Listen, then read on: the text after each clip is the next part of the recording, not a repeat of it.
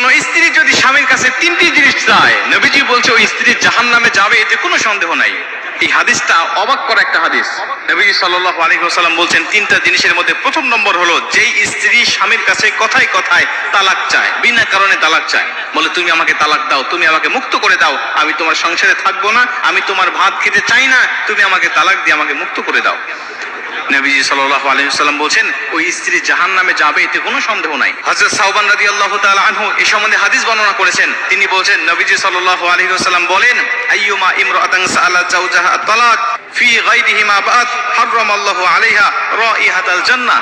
নবীজি সাল্লাল্লাহু আলাইহি ওয়াসাল্লাম বলেন যে স্ত্রী বিনা কারণে তার স্বামীর কাছে তালাক চায়, যে তুমি আমাকে তালাক দাও, আমি তোমার সংসারে থাকতে চাই না, নবীজি বলেন ওই স্ত্রী জান্নাতের সুঘ্রাণ পর্যন্ত পাবে না।